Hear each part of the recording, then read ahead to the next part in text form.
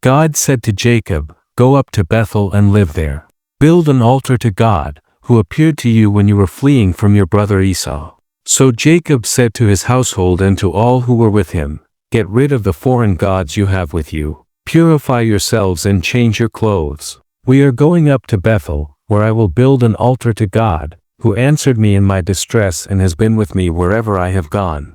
They gave Jacob all the foreign gods they had and the rings in their ears, and Jacob buried them under the oak tree near Shechem. As they set out, the terror of God fell upon the surrounding towns, so no one pursued Jacob's family. Jacob came to Luz, that is, Bethel, in the land of Canaan, along with all the people who were with him. There he built an altar and called the place El Bethel, because it was there that God had revealed himself to him when he was fleeing from his brother. Deborah, Rebekah's nurse, died and was buried under the oak below Bethel. So the tree was named Allon Bakuth, meaning oak of weeping. After Jacob returned from Paddan Aram, God appeared to him again and blessed him. God said, "Your name is Jacob, but you will no longer be called Jacob, your name will be Israel." So he named him Israel. God said to him, "I am God Almighty. Be fruitful and multiply. A nation and a community of nations will come from you, and kings will come from your body. The land I gave to Abraham and Isaac I also give to you, and I will give this land to your descendants after you." Then God went up from him at the place where he had spoken. Jacob set up a stone pillar at the place where God had spoken to him. He poured out a drink offering on it and poured oil on it. Jacob called the place where God had spoken with him Bethel.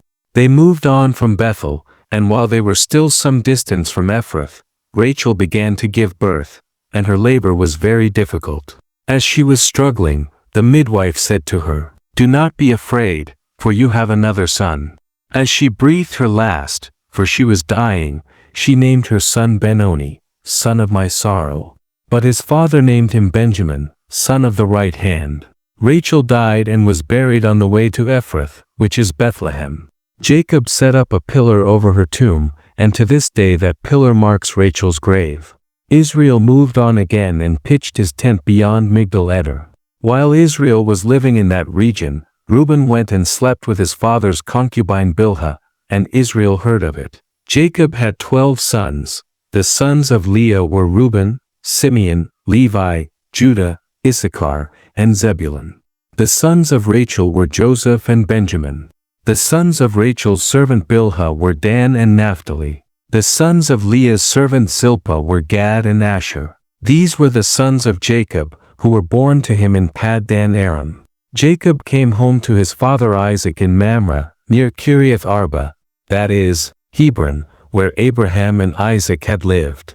Isaac lived to be 180 years old. Then he breathed his last and died and was gathered to his people, old and full of years. And his sons Esau and Jacob buried him.